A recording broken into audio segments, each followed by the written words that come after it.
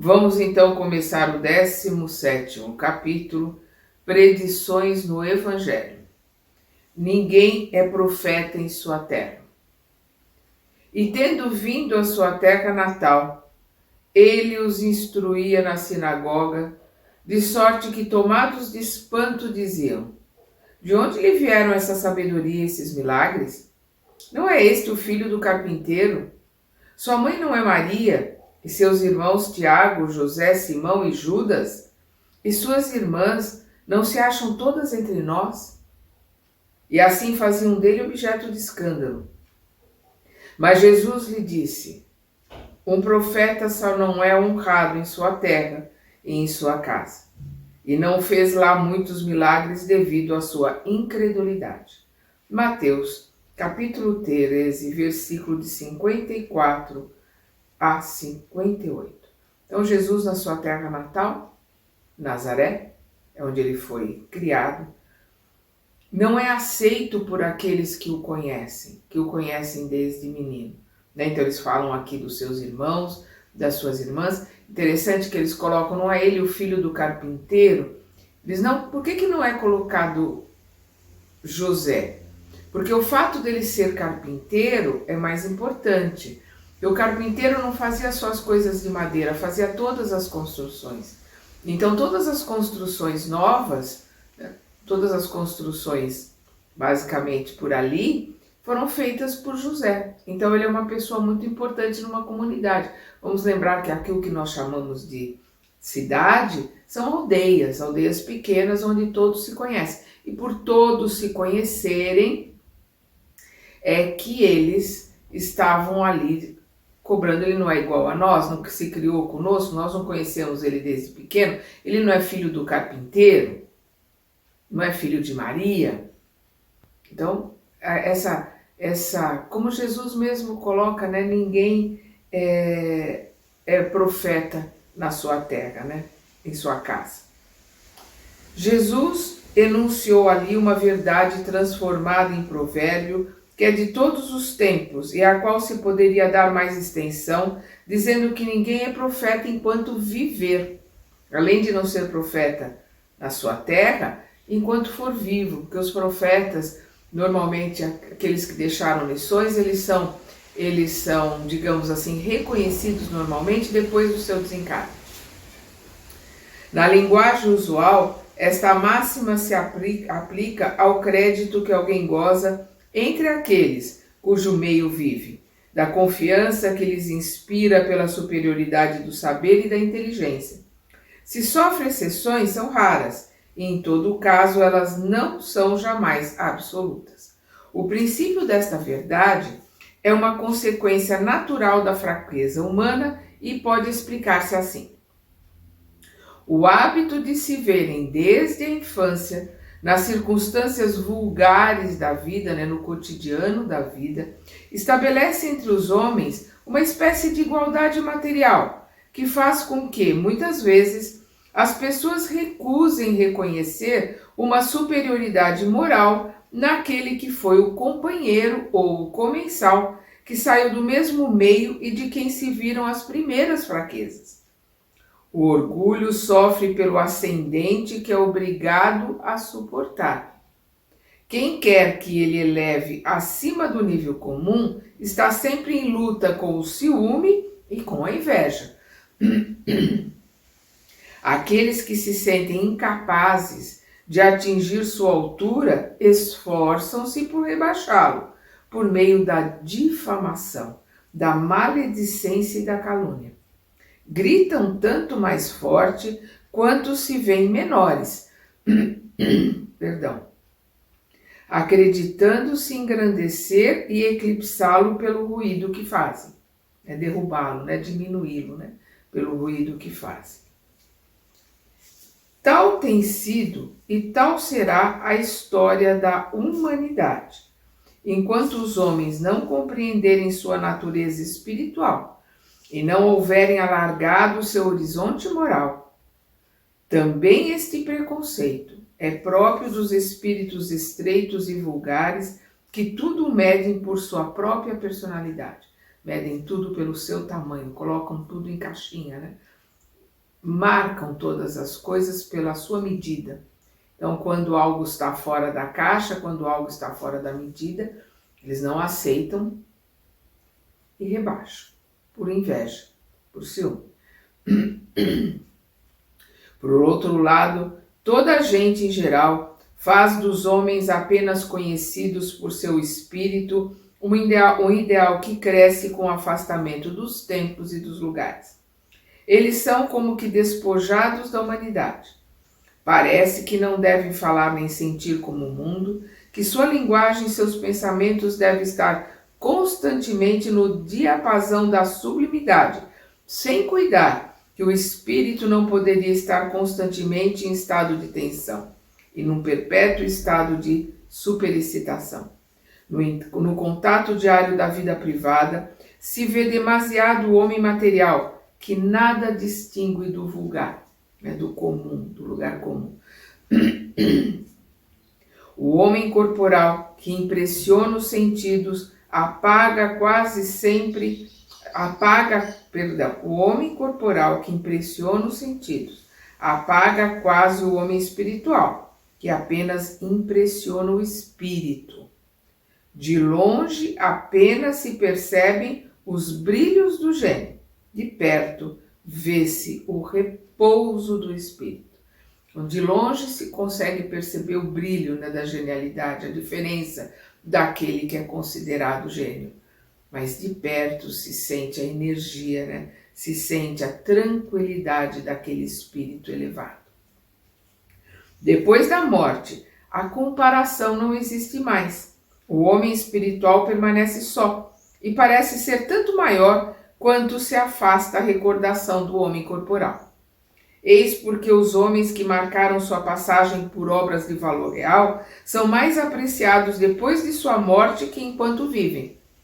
São julgados com mais imparcialidade porque os invejosos e os ciumentos desapareceram e os antagonismos pessoais não existem mais. A posteridade é um juiz desinteressado que aprecia a obra do espírito, aceita sem entusiasmo cego se ela for boa, rejeita sem ódio se ela for má, feita a abstração da individualidade que a produziu. O tempo, normalmente é o melhor juiz de todas as situações. Com o passar do tempo, ficam as obras, ficam os ensinamentos e os antagonistas, os ciumentos, os invejosos, já não existem mais para atrapalhar. Fica só aquilo que a pessoa deixou como legado, Jesus pouco podia escapar às consequências desse princípio, inerente à natureza humana, faz parte da natureza humana, por viver num ambiente pouco esclarecido e entre homens devotados inteiramente à vida material. Seus compatriotas viam nele apenas o filho do carpinteiro, o irmão de homens tão ignorantes quanto eles, e se perguntavam que é que podia torná-lo superior a si próprios e dar-lhe o direito de censurá-los. Também, vendo que sua palavra tinha menos crédito sobre os seus que o desprezavam, foi pregar entre aqueles que o escutavam, no meio onde encontrava simpatia. Então Jesus se afasta de Nazaré, se afasta da região ali onde ele foi criado, vai principalmente para Cafarnaum, onde ele prega, onde ele tem mais seguidores, onde tem quem o escute. Pode-se julgar que de sentimentos seus conhecidos estavam animados em relação a ele. Pode-se julgar de que sentimentos seus conhecidos estavam animados em relação a ele, pelo fato de que seus próprios irmãos, acompanhados de sua mãe, vieram a uma assembleia onde ele se encontrava para se apoderarem dele, dizendo que ele havia perdido o espírito, perdido o juízo, Isso está em Marcos, capítulo 3, versículos de 20 a 21 e de 31 a 35. E também está no Evangelho segundo o Espiritismo, no capítulo 14. Assim, por outro lado, os sacerdotes e os fariseus acusavam Jesus de agir pelo demônio, do outro, era taxado de louco pelos seus próprios parentes. Não é assim que hoje se costuma fazer com relação aos espíritas, e estes devem se queixar de não serem melhor tratados por seus concidadãos do que foi Jesus? Aquilo que nada tinha de espantoso há 2000 anos num povo ignorante é mais estranho no século XIX, nas nações civilizadas. Agora aqui ele vai colocar morte e paixão de Jesus. Depois da cura do lunático, todos ficaram admirados do grande poder de Deus. E estando todos presos de admiração pelo que Jesus fazia, disse ele a seus discípulos: guardai bem nos vossos corações o que vos digo. O Filho do Homem tem que ser entregue às mãos dos homens. Eles, porém, não entendiam essa linguagem. Ela lhes era de tal modo oculta que nada compreendiam daquilo e temiam mesmo interrogá-lo a respeito. Lucas, capítulo 9, versículos de 44 e 45. A partir de então, começou Jesus a revelar a seus discípulos que tinha de ir a Jerusalém, que aí tinha de sofrer muito da parte dos senadores, dos escribas e dos príncipes dos sacerdotes, que tinha de ser morto e de ressuscitar ao terceiro dia. Mateus, capítulo 16, versículo 21. Estando na Galileia, disse-lhe Jesus: o Filho do Homem tem que ser entregue às mãos dos homens. Estes lhe darão morte e ele ressuscitará no terceiro dia, o que os afligiu extremamente. Mateus, capítulo 17, versículos 21 e 22. Nós estamos vendo aqui todos os capítulos e versículos, né, onde Jesus está ali colocando sobre a sua morte, colocando sobre o que aconteceria com ele, lembrando que Isaías já havia previsto todas essas coisas, né, o profeta Isaías no Velho Testamento. Ora, indo Jesus a Jerusalém, chamou de parte seus 12 discípulos e lhes disse: vamos para Jerusalém, e o Filho do Homem será entregue aos príncipes dos sacerdotes e aos escribas, que o condenarão à morte e o entregarão aos gentios, a fim de que o tratem com zombarias, o açoitem e crucifiquem, e ele ressuscitará ao terceiro dia. Mateus capítulo 20, versículo 17, 18 e 19. Né, os romanos eram os gentios. Todos os que não eram judeus eram chamados de gentios. Em seguida, tomando de parte os 12 apóstolos, disse-lhes Jesus: eis que vamos a Jerusalém, e tudo que os profetas escreveram acerca do Filho do Homem vai cumprir-se. Porquanto ele será entregue aos gentios, zombarão dele, açoitá-la-ão e lhe escarrarão no rosto. Depois que o tiverem açoitado, matá-lo-ão, e ele ressuscitará ao terceiro dia. Mas eles nada compreenderam de tudo isso. Aquela linguagem lhes era oculta e não entendiam o que ele lhes dizia. Lucas, capítulo 18, versículos 31 a 34. Ora, tendo concluído todos esses discursos, Jesus disse a seus discípulos: sabeis que a Páscoa se fará daqui a 2 dias, e que o Filho do Homem será entregue para ser crucificado. Ao mesmo tempo, os príncipes dos sacerdotes e os anciões do povo se reunirão na corte do sumo sacerdote chamado Caifás, e entrarão a consultar-se mutuamente à procura de um meio de se apoderarem habilmente de Jesus e de fazê-lo morrer. Diziam: é absolutamente necessário que não seja durante a festa, para que não se levante qualquer tumulto no seio do povo. Mateus capítulo 26, versículos de 1 a 5. Os sacerdotes, os escritos, principalmente Caifás, eles estavam procurando um jeito de poder matar Jesus, que era esse o plano deles. Mas tinha que ser de uma forma onde ele estivesse sozinho, porque a multidão estava sempre em volta dele. E eles tinham medo da reação da multidão. Então essa multidão o tempo todo protegeu Jesus. E eles também tinham medo, nós vamos ver em alguns versículos, em algumas colocações, em João principalmente, nós vamos ver que eles ficavam atemorizados, porque uns diziam, não os que tinham o poder, os fariseus, os escribas, os príncipes dos sacerdotes, como é colocado aqui, mas aqueles que trabalhavam, que estavam ali junto ao templo, eles falavam, e se ele for mesmo o Messias? Então, quer dizer, se ele for enviado de Deus, eles tinham medo do que aconteceria com eles, se eles causassem algum mal e ele realmente fosse um profeta, como ele é considerado pelos judeus, Os judeus consideram Jesus mais um profeta.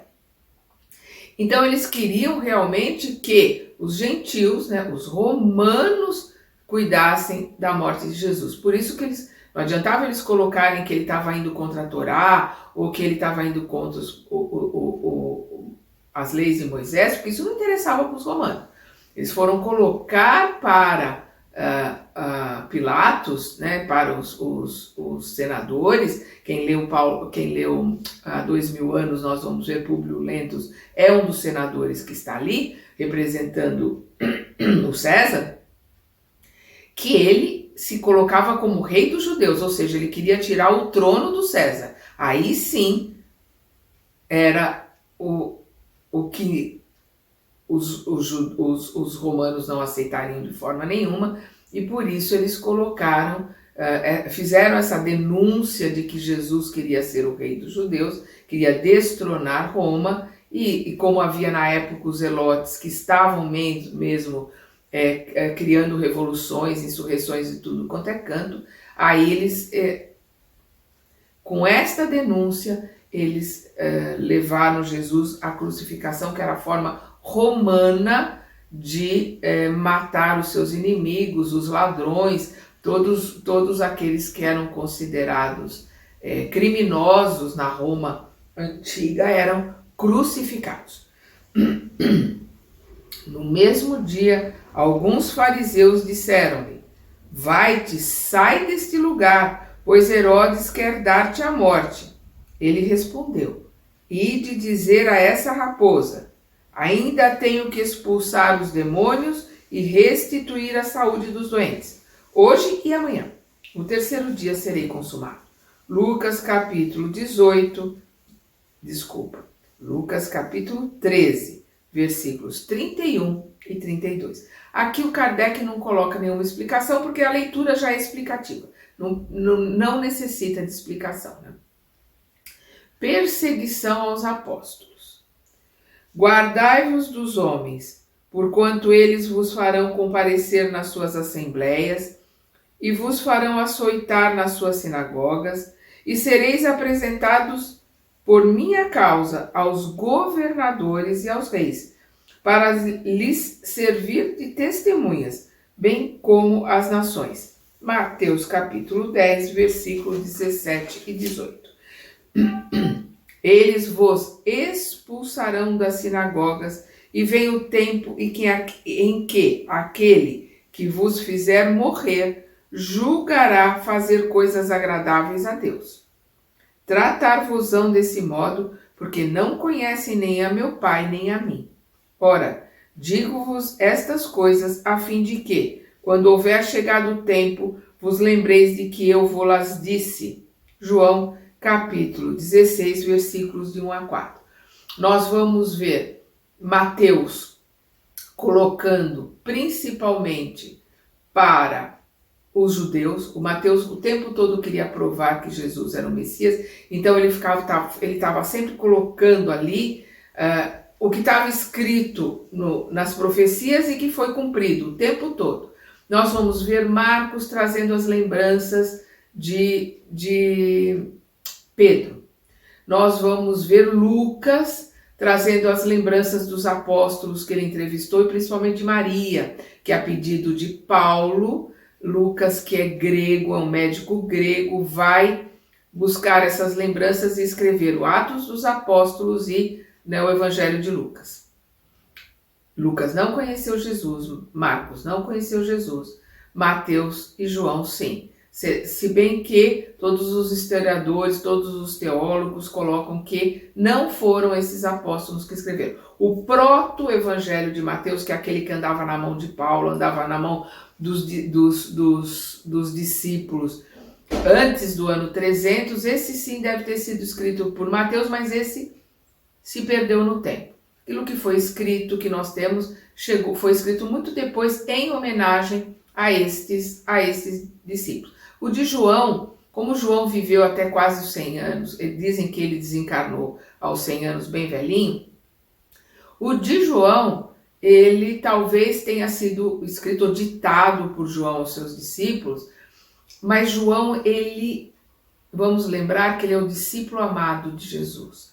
Ele é o mais novo, ele é o mais místico, ele é o que entendeu mais os ensinamentos do Cristo, ele é quem tinha a maior confiança de Jesus, tanto é que Jesus pede a ele que cuide de Maria, porque Jesus é que cuidava dela, né, por ser o filho solteiro, pelo jeito os irmãos dele tinham família, as irmãs, por serem casadas, não seria nunca dada a uma mulher para cuidar da mãe, seria dada a um homem.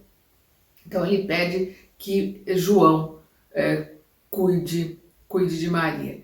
Então João, ele está aqui colocando, né, que eles vos expulsarão das sinagogas e vem o tempo em que aqueles que vos fizer morrer julgará fazer coisas agradáveis a Deus. Quer dizer, virá o tempo em que os ensinamentos do Cristo serão considerados ruins e aqueles que matarem, aqueles que ensinarem as colocações do Cristo serão mortos. Então nós vemos já João aqui profetizando, né? João mais místico, entendendo os ensinamentos de Jesus na sua profundidade. O Evangelho de João, ele é considerado mesmo diferenciado, né?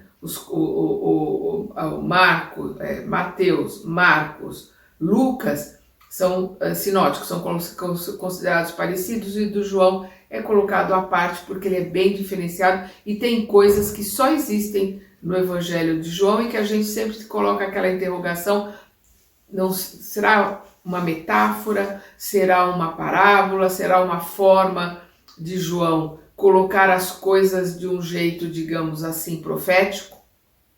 Nós não podemos esquecer que João escreveu a Revelação, né, que é o livro Apocalipse, que quer dizer a revelação. Sereis traídos e entregues aos magistrados por vossos pais e vossas mães, por vossos irmãos, parentes, amigos, e darão morte a muito de nós. Sereis odiados de toda a gente por causa do meu nome. Entretanto, nenhum só cabelo de vossa cabeça se perderá. Pela vossa paciência é que possuireis vossas almas. Lucas capítulo 21, versículo 16 a 19. Aqui ele vai colocar o que foi posto como uma profecia da morte de Pedro, mas, né, a gente sempre coloca, né, dentro daquilo que está escrito, depois que as coisas acontecem, fica fácil de encaixar. Mas vamos lá. Martírio de Pedro. Em verdade vos digo que, quando éreis mais moços, vos cingis a vós mesmos e ieis onde queríeis. Mas quando fordes velhos, estendereis as mãos e outro vos cingirá e conduzirá onde não quereríeis ir. Ora, ele dizia isto para assinalar de que morte Pedro havia de se glorificar a Deus. João, capítulo 21, versículos 18 e 19. Também aqui Kardec não faz nenhum comentário porque os textos são explicativos, né? Cidades impenitentes. Começou então a reprovar as cidades onde fizera muitos milagres por não terem feito penitência, por não terem se arrependido, né? Nós vamos ver a palavra arrependimento em muitas traduções. Ai de ti, Corazim! Ai de ti, Betsaida! Porque se os milagres que foram feitos dentro de vós tivessem sido feitos em Tiro e em Sidom, há muito teriam elas feito penitência, né? Teriam se arrependido com sacos e cinzas. Declaro-vos por isso que, no dia do juízo, Tiro e Sidom serão tratadas menos rigorosamente do que vós. E tu, Cafarnaum, elevar-te-ás sempre até o céu? Serás abaixado até o fundo do inferno, porque se os milagres que foram feitos dentro de ti o houvessem sido em Sodoma, esta ainda talvez subsistisse até hoje. Declaro-te por isso que, no dia do julgamento, o país de Sodoma será tratado menos rigorosamente do que tu. Mateus capítulo 16, versículos 20 a 24. Então, o que está acontecendo aqui? Jesus aqui está dando uma bronca muito grande nas cidades onde ele mais pregou. Então, nós vamos ver Corazim, Betsaida, Cafarnaum, fazem parte da Galileia. São cidades que estão junto ali do chamado Mar de Genezaré, né? Do lago Tiberíades, que era chamado Mar da Galileia, o Mar de Genezaré. Onde Jesus mais ficou, onde Jesus mais pregou, onde Jesus realizou os maiores milagres. Né? Alguns são contados, nós temos o conhecimento de alguns, mas esses 3 anos de trabalho do Cristo, ele realizou muita coisa. Então, o que ele está colocando aqui? O que é Tiro e Sidom?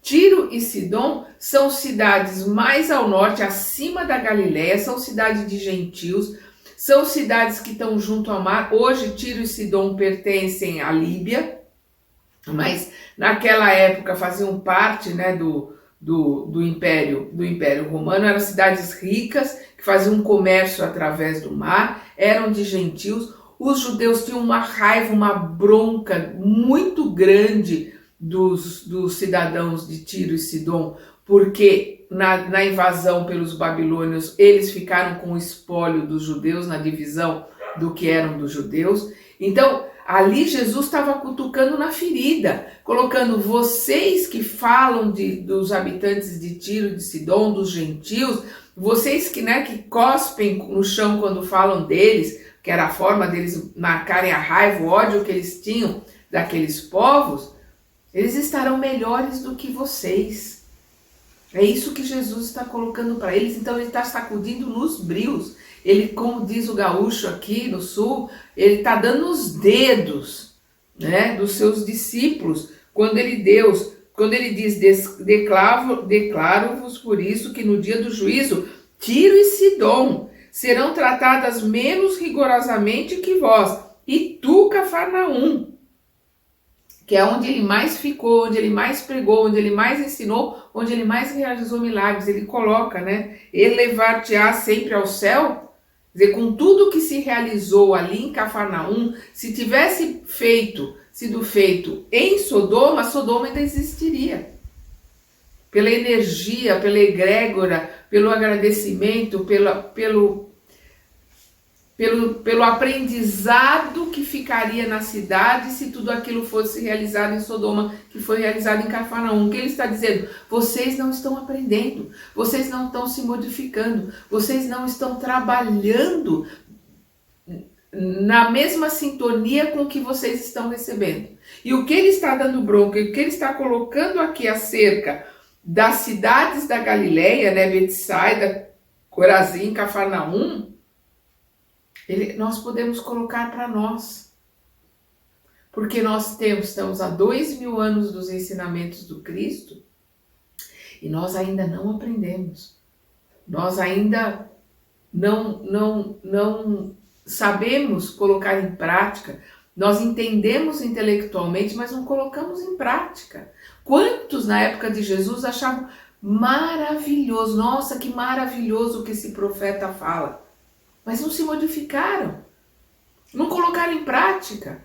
Estão até hoje, somos nós que estamos até hoje aqui batendo cabeça. Talvez na época de Jesus nós estivéssemos ou escarnecendo dele, ou achando muito bonitinho o que ele colocava, mas entrava por um ouvido e saiu por outro e a vida continuava. Só achava bonito. E até hoje, quantos de nós leem o Evangelho, estudam a doutrina, acham muito bonito intelectualmente, recitam frases, falam de Kardec, falam de Jesus, mas não colocam nada em prática. São as árvores sem frutos que serão arrancadas. Por quê? Porque quando Jesus coloca que as árvores serão conhecidas pelos seus frutos, ele está falando para nós. Nós seremos reconhecidos pelas nossas obras, pelo aquilo que nós fazemos, não é pelo que a gente fala.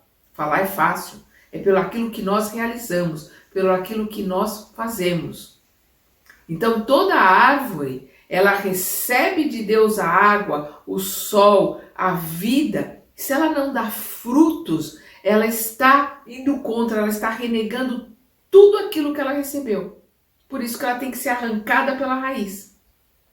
Quantos de nós somos árvores frondosas, bonitas, que não dá fruto nenhum? Que fala, aqueles que falam, que pregam, fazem palestras maravilhosas, têm os livros na ponta da língua, mas é o famoso fazer o que eu falo e não o que eu faço. Na vida, no dia a dia, não colocam nada em prática, não se modificam, não se transformam. Até hoje, muitos de nós estamos mais próximos dos fariseus, dos saduceus, do que dos discípulos de Jesus. Infelizmente. É isto que o Kardec está nos trazendo aqui, na metade do século XIX.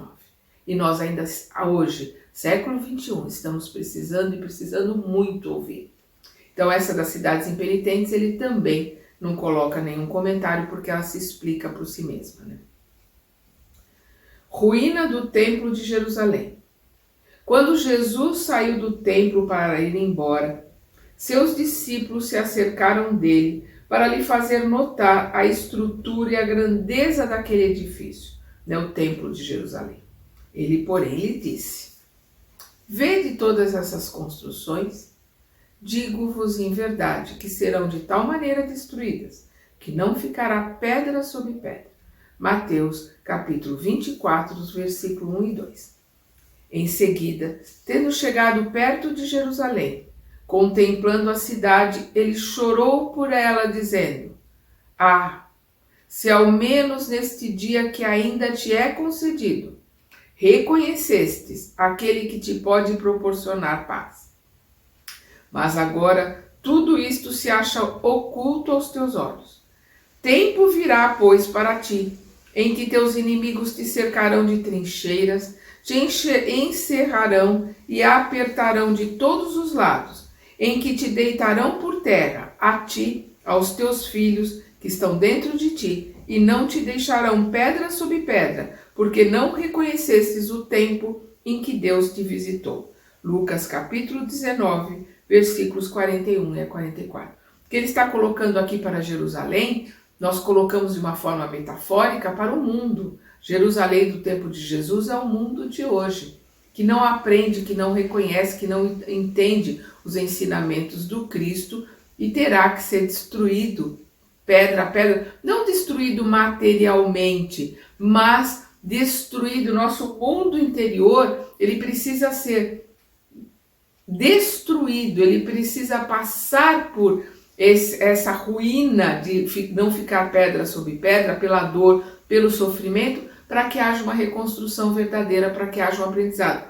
E na forma material, que Jesus está colocando aqui, isto aqui é anos 30 e poucos, né? Nós temos aí uma defasagem de 4 a 6 anos de erro na contagem do ano zero, mas aos anos 30 e poucos, ali um pouco antes do desencarne de Jesus, no ano 70, os romanos, por causa de uma revolução dos zelotes, os romanos invadem Jerusalém, vencem os revoltosos. Quem leu há 2000 anos essa batalha, a destruição de Jerusalém, é narrada ali, e não fica pedra sobre pedra. Eles destroem o templo de Jerusalém, como Jesus coloca aqui, que não ficará pedra sobre pedra.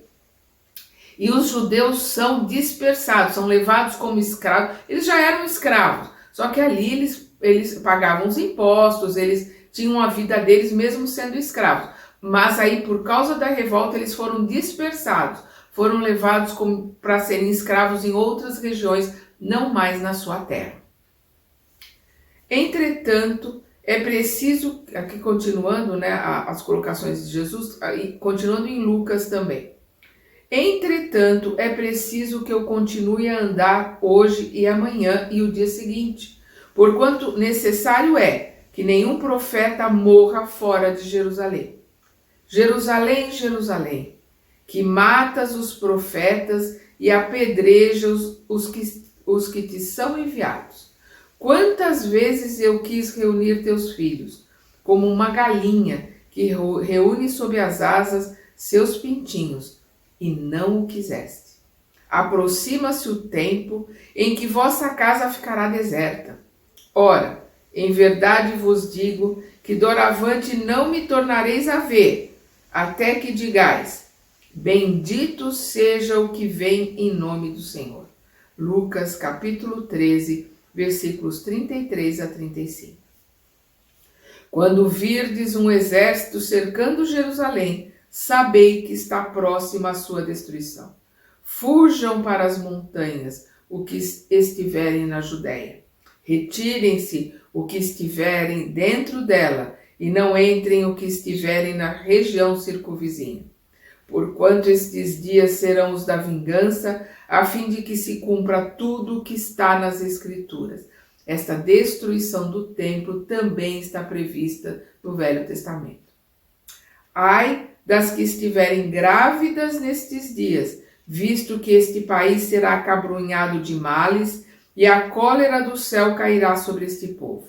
Serão passados a fio de espada. Serão levados em cativeiro para todas as nações, né? Eles foram distribuídos para outros lugares, né? Serão levados em cativeiro para todas as nações, e Jerusalém será calcada aos pés pelos gentios, até que se haja cumprido o tempo das nações. Lucas capítulo 21, versículos de 20 a 24. Jesus caminhando para o suplício. Ora, acompanhava-o grande multidão de povo e mulheres, a bater nos peitos e a chorar. Esse é o costume do judeu, né? De bater no peito, rasgar as roupas, né? Eles são teatrais, né? Ora, acompanhava-o grande multidão de povo e mulheres, a bater nos peitos e a chorar. Jesus, então, voltando-se, disse-lhes: Filhas de Jerusalém, não choreis por mim, chorai antes por vós mesmas e pelos vossos filhos, porquanto virá tempo em que se dirá: ditosas as estéreis, as entranhas que não geraram filhos, e os seios que não amamentaram. Todos se porão a dizer às montanhas: cai sobre nós, e as colinas: cobri-nos. Pois se tratam deste modo o lenho verde, como será tratado o lenho seco? Lucas, capítulo 23, versículos 27 a 31. Agora as colocações de Kardec. A faculdade de pressentir as coisas futuras é um dos atributos da alma e explica-se pela teoria da presciência. Jesus a possuía como todos os outros, num grau elevado. Ele pôde, portanto, prever os acontecimentos que seguiriam sua morte, sem que houvesse feito nada de sobrenatural, pois este mesmo fato se vê reproduzir sob nossos olhos nas condições as mais comuns. Não é raro que indivíduos anunciem com precisão o instante de sua morte. É que sua alma, no estado de desprendimento, é como o homem na montanha. Lá no alto ele consegue ver melhor. Ela abarca o caminho a percorrer e vê seu termo. O mesmo e melhor devia acontecer a Jesus, que, tendo consciência da missão que vinha preencher, sabia que a morte pelo suplício era a consequência necessária. A vista espiritual que era permanente nele, assim como a penetração do pensamento, devia mostrar-lhe as circunstâncias e a época fatal. Pela mesma razão, ele podia prever a ruína do templo, a de Jerusalém, as desgraças que iam atingir seus habitantes e a dispersão dos judeus. Agora ele vai colocar o tema que Kardec coloca: maldição contra os fariseus. Ele coloca aqui, né, porque é João Batista que está colocando aqui, né? João Batista, vendo muitos fariseus e saduceus que vinham ao seu batismo, ele lhes disse, né, que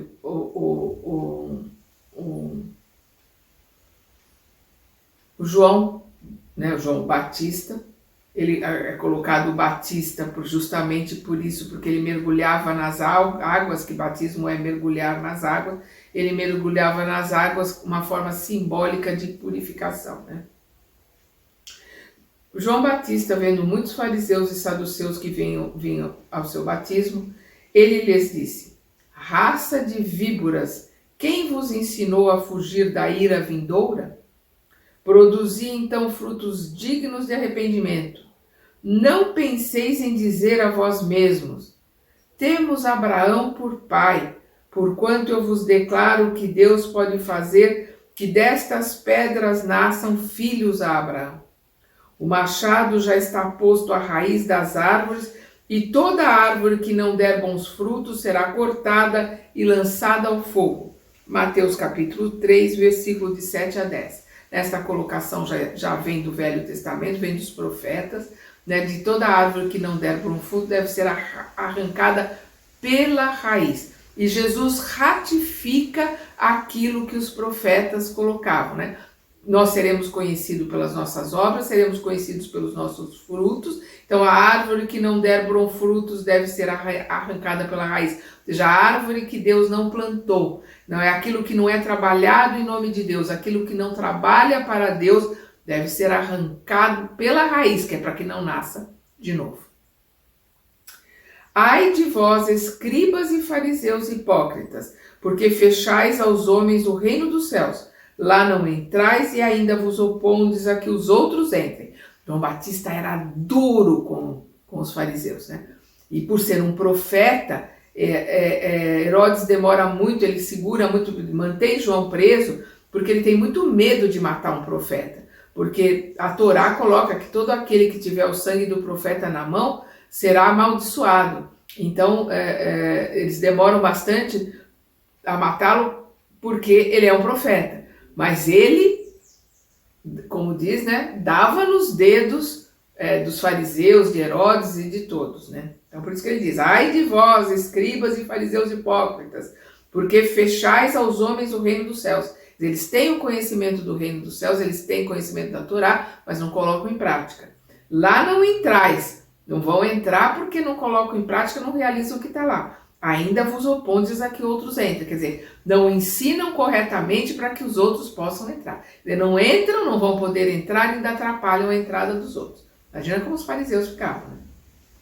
Ai de vós, escribas e fariseus hipócritas, que a pretexto de longas orações devorais as casas das viúvas, que eles cobravam por essas orações.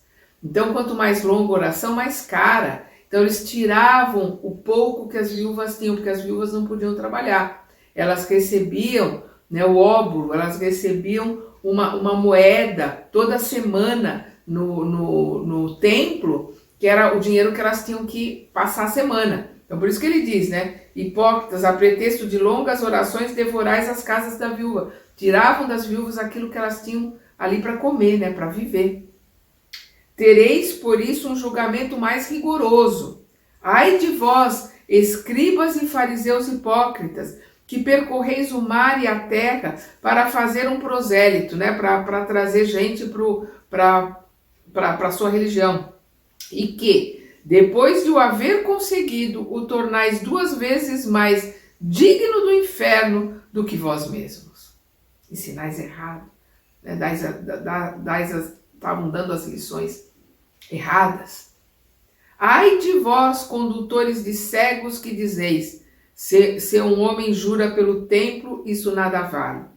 Quem quer, porém, que jure pelo ouro do templo, fica obrigado a cumprir o seu juramento.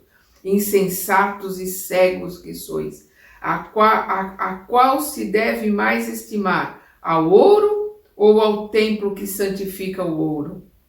Se o homem dizeis, jura pelo altar, isso nada vale, mas aquele que jura pelo dom que esteja sobre o altar, fica obrigado a cumprir o seu juramento. Cegos que sois, a qual se deve mais estimar, ao dom ou ao altar que santifica o dom? Aquele, portanto, que jura pelo altar, jura não só pelo altar, como por tudo que está sobre ele. E aquele que jura pelo templo, jura por aquele que o habita. E aquele que jura pelo céu, jura pelo trono de Deus e por aquele que aí se senta. Ai de vós, escribas e fariseus hipócritas, que pagais o dízimo da hortelã, do endro e do cominho, e que tendes abandonado o que há de mais importante na lei, a saber, a justiça, a misericórdia e a fé. Essas as coisas que deveis praticar, sem contudo omitir as outras. Guias cegos, que tendes grande cuidado em coar o que bebeis, por medo de engolir um mosquito, e que, no entanto, engolis um camelo. Ai de vós, escribas e fariseus hipócritas, que limpais por fora o copo e o prato, e que estáis por dentro cheios de rapina e impureza. Fariseus cegos, limpai primeiro o interior do copo e do prato, a fim de que também o exterior fique limpo. Ai de vós, escribas e fariseus hipócritas, que vos assemelhais a sepulcros caiados, que por fora parecem belos aos olhos dos homens, mas que por dentro estão cheios de ossadas de mortos e de toda espécie de podridão. Assim por fora pareceis justos, enquanto que por dentro estáis cheios de hipocrisia e de iniquidade. Quantos de nós não somos os fariseus aos quais o João Batista está aqui amaldiçoando? Ai de vós, escribas e fariseus hipócritas, que erigis túmulos aos profetas e adornais os monumentos dos justos, e que dizeis, se existíssemos no tempo de nossos pais, não nos teríamos nos associados a eles para derramar o sangue dos profetas. Acabai, portanto, de encher a medida de vossos pais. Serpentes, raça de víboras, como podeis evitar a condenação ao inferno? Eis que vos enviarei profetas, homens de sabedorias e escribas, e matareis a uns, crucificareis a outros, e a outros açoitareis nas vossas sinagogas, e os perseguireis de cidade em cidade, a fim de que recaia sobre vós todo o sangue inocente que tem sido derramado na terra, desde o sangue de Abel, o justo, até o de Zacarias, filho de Baraquias, que matastes entre o templo e o altar. Digo-vos em verdade que tudo isso virá recair sobre esta raça hoje existente. Mateus capítulo 23, versículos de 13 a 36. E aqui também nós vemos que Kardec não dá uma nota explicativa porque não é necessário. O texto explica por si mesmo e o texto é atual até hoje. Outro título de Kardec aqui: minhas palavras não passarão. Então, aproximando-se dele, seus discípulos lhe disseram: sabes que, ouvindo o que acabastes de dizer, os fariseus se escandalizaram? Ele respondeu: toda a planta que meu Pai Celestial não plantou será arrancada. Deixa-os, são cegos condutores de cegos. Se um cego guia outro cego, cairão ambos na cova. Mateus capítulo 15, de versículos de 12 a 14.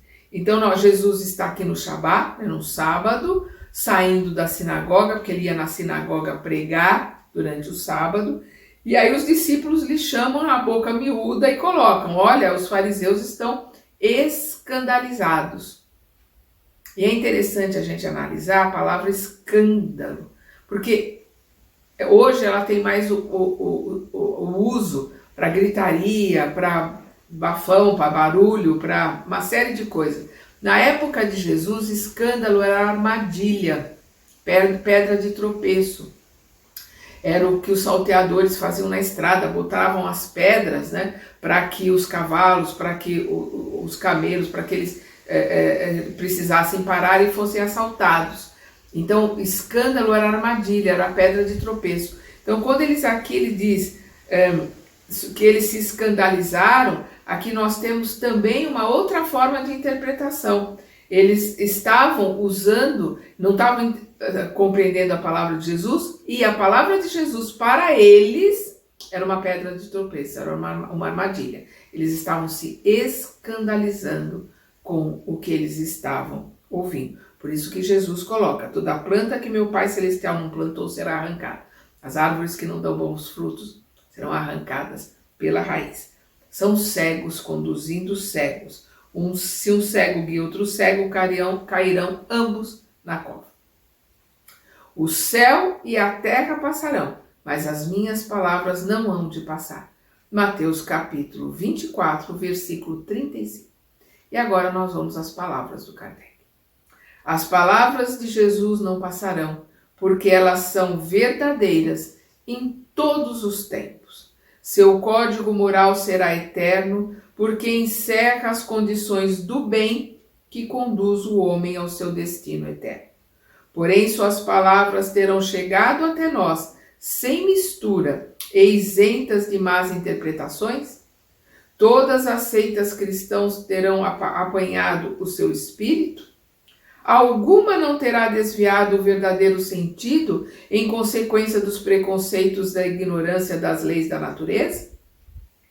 Alguma não terá feito de si mesma um instrumento de dominação para servir a ambições e interesses materiais, um degrau não para subir aos céus, mas para se elevar sobre a terra? Muito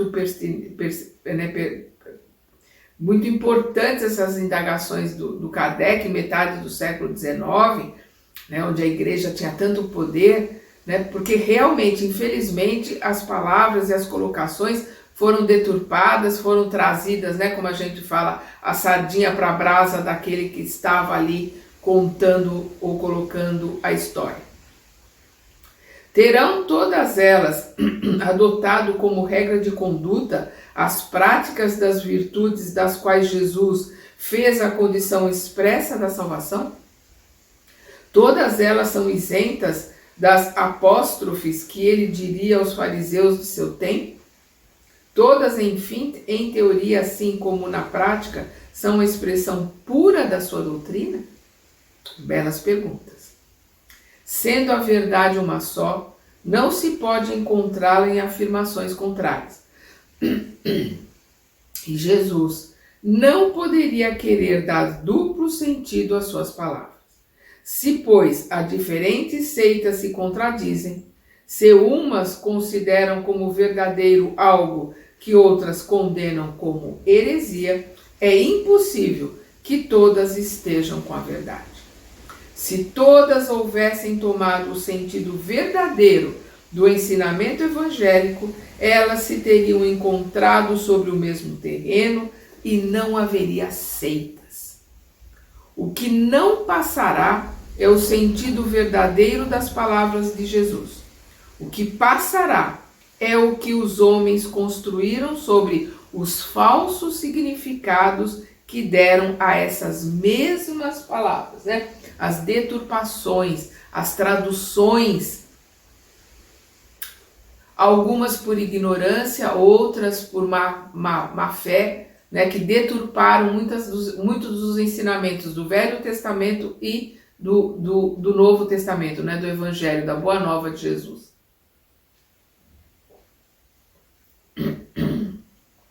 Tendo Jesus como missão trazer aos homens o pensamento de Deus, sua doutrina pura é a única que pode ser a expressão de tal pensamento. Por isso ele disse: toda planta que meu Pai Celestial não plantar será arrancada. Tudo aquilo que não trabalhar para Deus, tudo aquilo que estiver indo contra os ensinamentos e a vontade de Deus, será arrancada com a raiz, para que não nasça de novo. Daquele jeito, mas pela misericórdia de Deus, será plantada de novo, para que possa se reconstruir e se refazer. Essa é a beleza dos ensinamentos do Cristo. Essa é a beleza da doutrina de Deus, dos ensinamentos de Deus, da sua imensa misericórdia para conosco. E aqui nós vamos ver a pedra angular. Não lestes jamais isto nas Escrituras?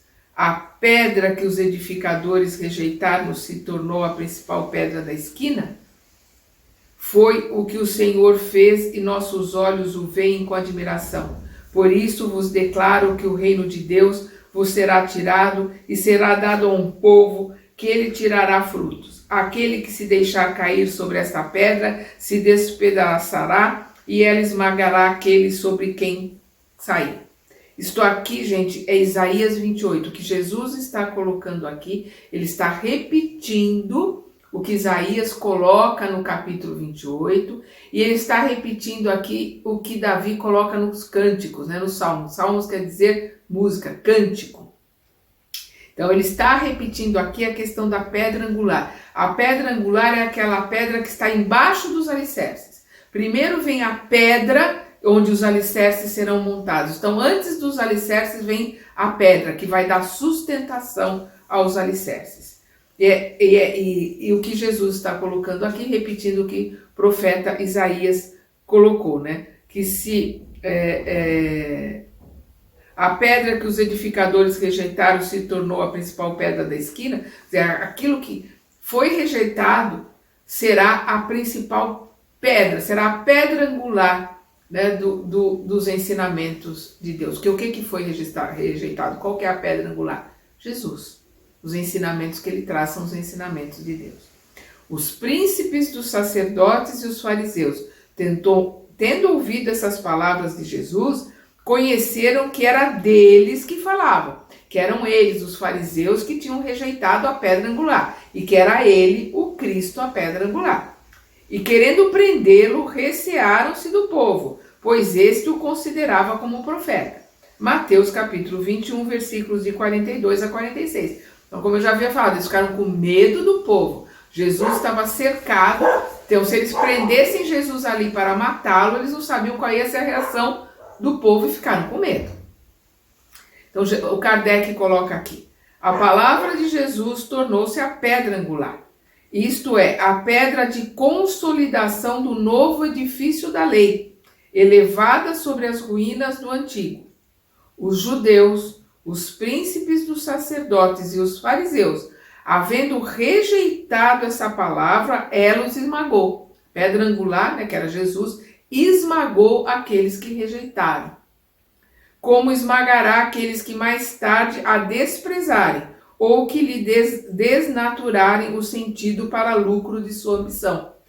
Que modificarem, traduzirem de forma errada, interpretarem de forma errada, conduzirem em nome de Jesus de uma forma errada. Infelizmente nós tivemos em nome de Jesus as cruzadas, nós tivemos em nome de Jesus, em nome de Deus, a Inquisição. E todos aqueles que rejeitaram os ensinamentos de Jesus, a pedra angular dos ensinamentos de Deus, foram e serão esmagados por esta pedra angular. É uma metáfora. Por quê? Porque nós temos que nascer de novo para nos refazer, nos reconstruir através do autoconhecimento, através da busca interior, através da modificação interior, que é a nossa reforma íntima. Enquanto nós não fizermos da palavra do Cristo a pedra angular da nossa vida, em cima dessa pedra nós vamos construir os nossos alicerces, né, do nosso templo, nós vamos construir o templo para Deus com as nossas mãos, com o nosso pensamento, com o nosso sentimento, com as nossas ações, com a nossa palavra. Então, enquanto a pedra angular do nosso templo interior não for a palavra de Jesus, ou seja, apreendermos, guardarmos em nós essa palavra e colocá-la em prática, para que os nossos frutos sejam doces, para que os nossos frutos sejam bons, para que nós sejamos árvores frutíferas, para que possamos continuar a nossa jornada. Nós estamos aqui na questão 28, né, deste capítulo 17. Vamos parar por aqui porque chegamos no nosso horário aqui de estudo. Continuaremos no nosso próximo estudo com a parábola dos vinhateiros homicidas. Até lá!